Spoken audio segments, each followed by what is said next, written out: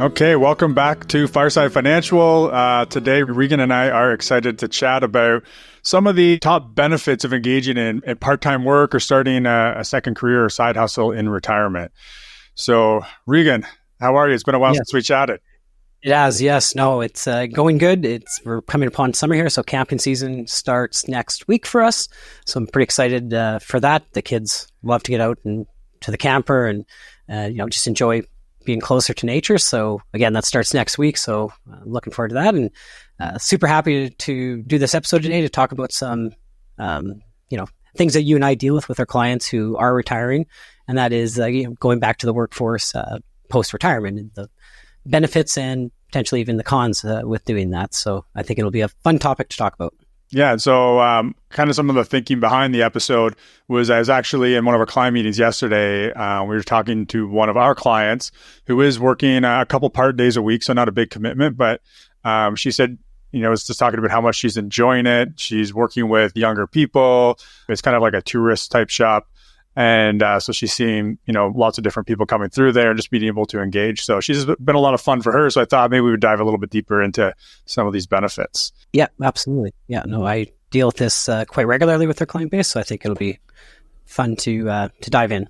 Perfect. So why don't we start with maybe number one benefit of doing some work in retirement? Might be somewhat obvious, but obviously there's some supplemental income that comes with part-time work, right? Yeah. So at the end of the day, I know most of our listeners and most of our clients, Regan, are in a pretty good position. They've done their planning for retirement.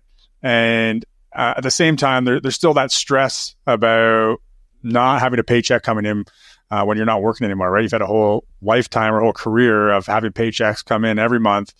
And or maybe it's you've done enough saving and planning so you can manage your regular lifestyle, but you just want to have some extra money for, maybe some travel or some other big ticket items or other things that come up. And so the supplemental income that comes from part-time work is obviously just a benefit there that can kind of take some of the stress off of your savings, your investments. Yeah, absolutely. Yeah, no, I fully agree with that. It's usually first and foremost when you add that strategy and as a plan, like, well, the potential even of you working part-time in retirement, it always has a positive impact on your overall retirement plan. For obvious reasons, you need to draw less from your portfolio to make ends meet, if you will, in retirement. But yeah, there's definitely that financial gain that comes with it. Although that being said, typically people that we work with, and like you mentioned before, most of our clients are in a fairly good position leading up to retirement and in retirement. Yeah, that being said, they typically don't make the decision to go part-time for the financial incentive, but it is there. Yeah, that's right. So what are some of those non-financial benefits? Well, I think, one of the things would be social engagement, right? They're now in a position where financially they're secure, but they miss the interactions that they would have on a day-to-day basis with their old colleagues. And after the honeymoon phase of retirement is over, they may really enjoy going back to a workforce in some capacity just to have those social interactions. Yeah, actually, I was following or reading an article that Dr. Daniel Crosby recently put out on LinkedIn, and he was referencing one of the longest studies on quality of life done by Harvard University. And they showed by far the most important factor in quality of life is quality of your relationships. And so that part-time work is a way to make sure you're out there getting that social engagement and keeping relationships, because sometimes when you're retired, for some people it's easy, the extroverts, to get out there and be seeing people and keeping those relationships. But for a lot of people, it's easier to fall into a routine of not going out as much and you're not seeing people as much, especially as you age and get further into retirement, right? So that social engagement piece is really important. Yeah, I would agree 100%. I find whether a person went back to work or not in retirement, until they find their circle or their new routines, if those routines do not involve other human beings, if you will, with social interactions, they're not as happy until they find those groups, if you will. Yeah, for sure.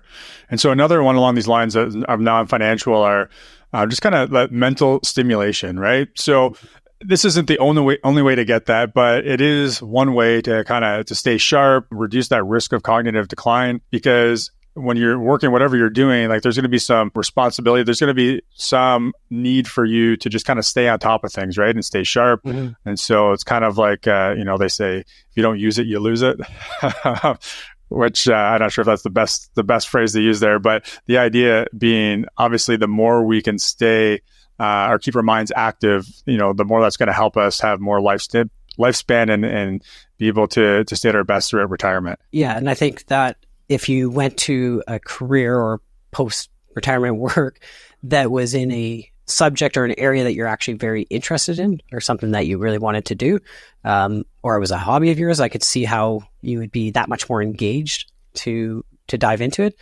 I don't know, for an individual, let's say, who was a CEO with their day-to-day was very intense with their activity, them stepping down to go serve coffee at Starbucks, probably not a good fit for that type of stuff. Maybe you won't get the mental stimulation that you'd be looking for or used to. But if you go to an area where it's something of a passion of yours somewhat, it'd be very easy to get excited and stimulated about those things.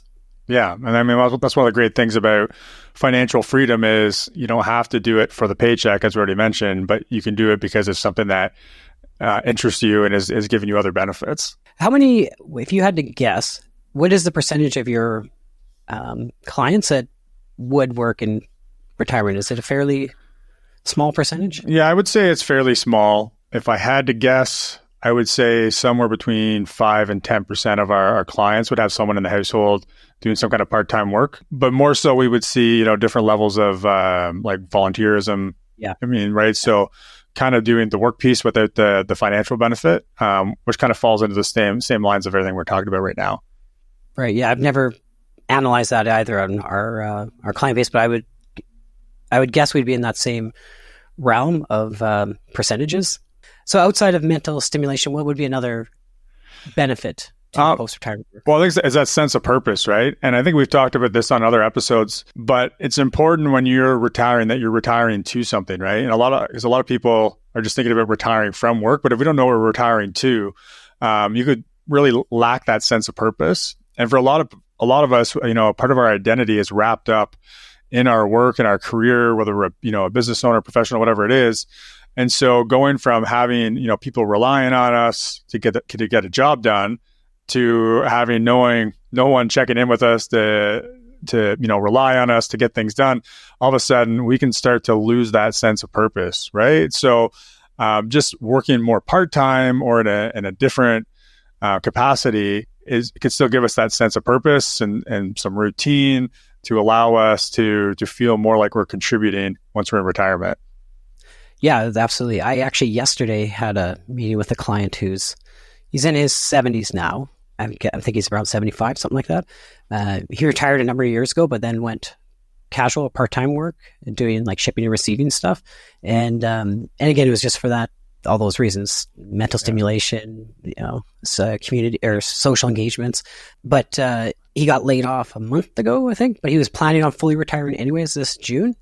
But he said, yeah, now I'm finally ready to fully retire. So I think that time period of that post retirement work for him was giving him that sense of purpose, is, I guess, edging him closer and closer to being able to truly say, I'm done working. I'm good. Yeah. And that's where he's at now. So I think that sense of purpose, if you're struggling with not having sense of purpose in retirement, part-time work or different casual work is going to help you, I guess, ease into that. Yeah. Yeah. And I guess along the same lines of the question you asked a minute ago about, how many of our clients are still working or doing some part-time work. What I would say is we have another chunk of clients who are not technically retired, but they're financially independent. And so they just happen to enjoy what they do. And so they keep doing it. So they could retire at any point if they wanted to. They could do something completely different, but they still enjoy what they do. In a lot of cases, some of this is, self-employed people, more seasonal stuff. So they still get a good chunk of time off and flexibility. But again, they're still getting that sense of purpose. Yeah, no, that makes a lot of sense. I had a meeting with another client here I think it was a few weeks ago, but they retired. They still do, their business owners have been for 30 plus years kind of thing. Yep. And they still have past customers coming to them, even though they're not advertising, they're not they're trying to wind down, but they're still working. It's casual, but it's tough for them to walk away from it, right? Yeah, it can be for sure. All right. So what do we have next? Well, I guess if you're doing a second career, provided that it's in a different industry and, different realm altogether, obviously there's going to be, you most likely will develop some new skills that you didn't have before. Yeah, that's right. And I think one of the neat things about developing new skills in retirement is I think that can be good for anyone who's kind of growth focused. So like one of my core values, I'm sure yours the same, is just kind of like that growth mindset and not ever feeling like, things are just the way they are and we can't change them. And also it's good for confidence, right? So, we've been working and growing in our career our whole life, and all of a sudden we don't have to learn anymore. We're not doing anything different. And, things could, again, that kind of comes back to that purpose piece, right? But this just developing new skills can give us confidence that, we can still learn and we can still do new things, which can, lead into other areas of retirement. Yeah, absolutely. Yeah. It never hurts to learn new skills. And I wouldn't really have much more to put on that, what you mentioned, because I think you coined that pretty well. But new skill development is not a bad thing in any case. And then we have flexibility. So obviously one of the reasons a lot of people want to retire is they want to get some freedom, get some flexibility. In retirement, working part-time or doing our own side hustle or whatever, obviously now when you're financially independent, you have the ability to be a lot more flexible, I guess kind of create your own boundaries, I guess you could say, around whatever work it is you're doing. Yeah, and that can come in many different facets. One client in particular, she, in retirement, started doing, she became a travel agent because it allows her, she can do her work from anywhere, but she also likes traveling. And so this, was kind of like she could travel with purpose, I guess, and still work as she's traveling. Yeah. And, she loves the flexibility around it, and it's not really work to her, Yeah, which is perfect. I mean, that's exactly kind of think what you kind of hope for if you are picking something up when you get to retirement, right? Yeah. So if it does offer flexibility, then obviously that's going to be a massive benefit. Yeah, and one of the other areas we've seen people pick up some work, some of our clients, is maybe they worked in energy and gas or in like for hydro or things like that, and so they've retired. Again, financially independent, but then they have some skills and knowledge that are still in demand. So then they can kind of work more consulting roles, right? Where they take on projects. So maybe they work on a project for a couple months, but then they're off for the summer, and then maybe they pick something else up in the fall, right? So again, it's giving them that flexibility. Yeah, come to think of it, I have a lot of those circumstances in our client base now that I give it a little bit more thought. But and that's just it. They can pick and choose when and what work they do, and it's a great supplement to their income, and then they still enjoy doing it. So why not? Yeah, exactly. All right, I guess that brings us to health insurance. Yeah, obviously your group benefits, and you've probably become accustomed to having those features and benefits in your health plan. Obviously, when you leave a company, for the most part, you'll lose those benefits as well. So part-time work, hopefully, would give you some of those health insurance and benefits back on the table. Yeah, and obviously depending on how part-time it is, or if it's your own business, there's going to be some restrictions. It's not going to come into fruition in all scenarios, but for some it will for sure. And for those who maybe could really benefit from those benefits, maybe that's something you are also keeping in mind when you're looking at opportunities, right? Yeah, for sure. I think too, when you're outside of the benefits of the health insurance benefits, you're going to be, you're contributing to the community when you go back to work, which I guess kind of plays back to that sense of purpose, but maybe in a different way, and depending on what the position is that you take on. But working that part-time or engaging in those areas of your interest just allows you to get the feeling of contributing to society. Yeah, for sure. And that kind of comes back to what we talked about a little bit earlier, is maybe the work you're doing is more volunteer than it is actual work, right? And that's a way to be directly, contributing to community. But even during work, different roles, I mean, it's still you're a contributing part of society. And I don't want to say that in a way that if you're not working, that you're not, right? Yeah. That's not the intent there. But for some people, again, from that purpose standpoint, they really want to feel that they are contributing. And obviously work is one way of doing that.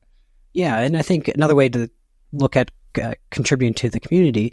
And it depends on the person, but for the most part, if you're retired, you've got a wealth of knowledge, not necessarily about the work that you did do, but just the general life skills of, how to handle certain situations or experiences in the past that you could, just in casual conversations, help somebody out that may be struggling in a certain area of life, that you've dealt with things like that in the past and you kind of know how to look at the situation. But maybe that gives that person who's dealing with whatever a sense of calmness, or helps them work it out. That would be a very, what would be an unspoken contribution to community in a way. Yeah, absolutely. Absolutely. So beyond that, there's some other things I think that when you retire, you have the freedom to do, right? So the entire time you're working, you've probably said things like, oh, when I retire, I'm going to do this. Or maybe when you were a kid, you said, I can't wait till I'm old enough to do X or to do Y, but then you get a job and you have maybe a family and kids or whatever, and you put all those things off and they never happen. So in retirement, you have some freedom, right? You have flexibility, as we talked about. And so maybe work isn't one of the things that you want to do, but maybe there are some careers that you were interested in pursuing while you were working, but you just didn't think it would be a way that you could support your family, right? From a financial standpoint. So there's nothing to stop you in retirement from exploring new careers, just out of interest.